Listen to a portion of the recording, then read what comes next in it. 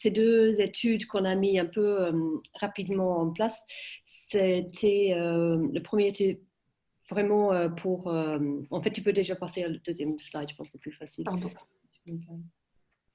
Donc, première étude, c'était des expériences en soins de première ligne au début de la crise Covid-19. Covid-19, excusez-moi. Donc, c'était vraiment très ouvert pour documenter des expériences des professionnels de la première ligne pendant l'épidémie. Donc, à l'époque, évidemment, comme tout le monde, on ne savait pas du tout comment ça va être. Donc, on voudrait juste documenter de manière assez structurée ce qui s'est passé. Donc, il y avait deux études en particulier, ou deux parties en tout cas. Je te fais ça tout de suite. Ok, donc donc, la première partie, c'était des parties quantitatives, hein, donc le vécu psychologique, stress perçu, fatigue, etc., qu'on a essayé de faire plusieurs fois. C'était une étude quantitative, on a demandé des résultats deux fois par semaine pour avoir une espèce de vue un peu longitudinale.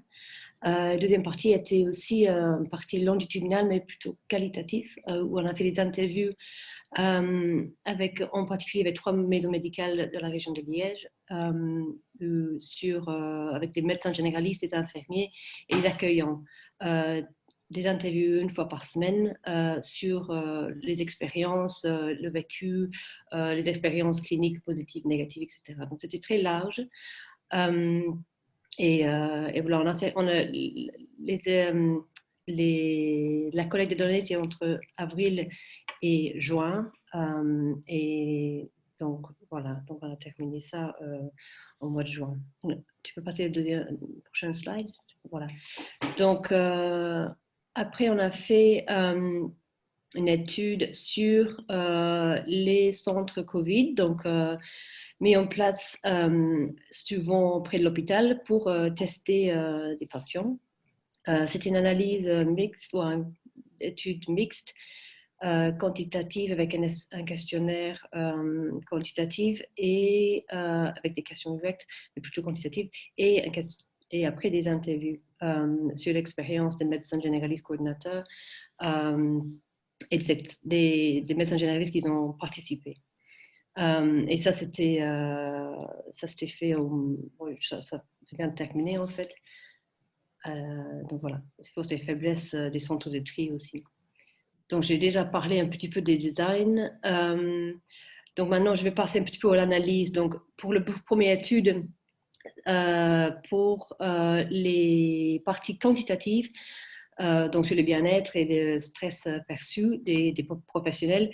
Malheureusement, on n'a pas le recrutement assez faible et donc on n'a pas des résultats significatifs, mais c'est quand même intéressant de voir avec les données qu'on a. Je pense que ça peut quand même contribuer à une approche, une vision quand même alimentée plutôt que d'être quelque chose en soi. Mais il y avait quand même des questions ouvertes qu'on a posées à la fin sur les ressources que les professionnels ont trouvées, qu'ils ont soutenir. Et ça, c'est intéressant. Donc ça va être analysé à partir du mois d'octobre. Et les interviews aussi. Donc, on va commencer à analyser les interviews. Donc voilà. OK, oui.